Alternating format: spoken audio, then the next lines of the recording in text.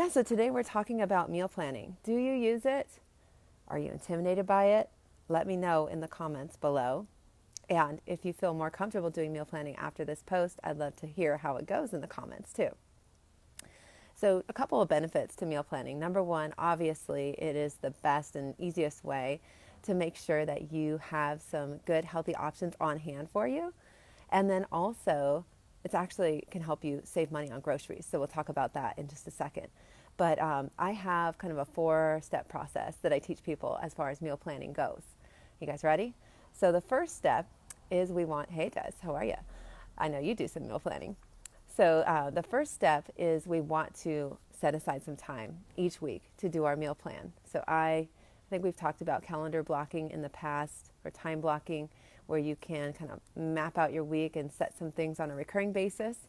So that's a great thing to do for meal planning, so that you make sure you have that time dedicated to make sure that this happens. I've definitely have clients who have said, oh yeah, I had all of the stuff to make this healthy meal, but it's still sitting on the counter 3 days later because I haven't had a chance to make it.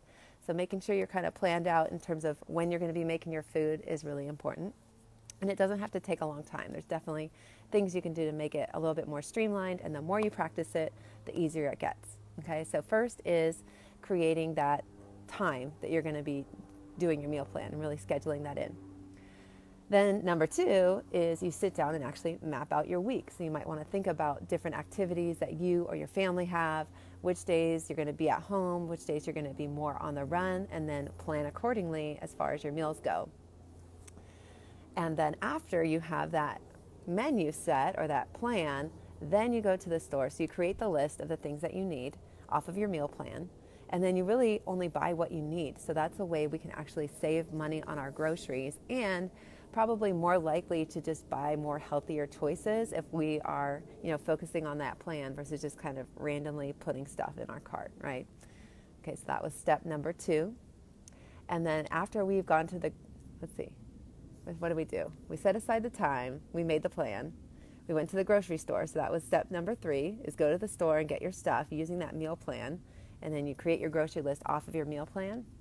So I typically do that in the parking lot of the grocery store.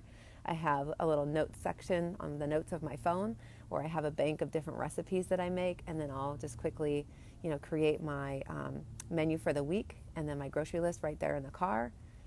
Better if you can do it before, so you can check what's in the fridge though. So sometimes I do that. And then you go and shop your meal. And then the last step, of course, is prepping the food. So depending on your schedule and how busy you are, you want to think about times, little pockets of times that you have to prep. If you're working full time, probably the best time to do it is probably going to be at some point on the weekend. And you can break it up, right? So maybe you create your menu on Friday night or something, and then you go to the grocery store on Saturday, and then do a couple of hours of prep on Sunday, and you'll be good to go for the entire week. So those are the 4 steps. Again, having that time set aside for this whole process. Number 2 is creating your meal plan. Number 3 is shopping that meal plan. Bonus is saving money on your groceries. And then step number 4 is actually prepping the food and making sure you have time set aside for that as well. And I did get a question from Carol. Thanks so much for your feedback. Just, because I asked, how is meal planning going for you? And I know Carol eats super healthy, but she did say, I want to be able to incorporate my kids more into, the meal planning process, which I think is a great idea. And I've definitely had challenges with that, and, have worked with my daughter on it. I actually did create a printable, which I'll be happy to send you guys if you're interested. Maybe I'll just post it in the comments, where you can actually help teach your kids how to make a healthy meal. So the worksheet has, different meal groups in there, like, a protein or a main meal is what I called it for the kids, because my daughter's 7, almost 8. So doesn't necessarily, she's still kind of struggling with understanding what protein is. We're really working on that, like educating her a little bit about what she should be eating. So I think she, like a lot of kids, loves carbohydrates, which is fine, but we got to be balanced with other things as well, and making sure, especially protein's really important for, our muscle repair and just, our connective tissues and all of that. And, amino acids fuel a lot of different processes and systems of the body. So super important to get your protein in. And so we're working on that and starting to read food labels and understand what sugar is. And so she has certain limits, and she goes around the store and, looks for things. But I know Carol's kids are much older than mine. So, yeah, I think one way to maybe involve your kids is like when you set aside that time for the meal plan, maybe you guys can do it together and make it fun. Like maybe go to coffee or something like that right by, the grocery store, and you'll be able to do that. So, hope that is helpful. Let me know, guys, how it goes with your meal planning. And I hope you have a great rest of your week.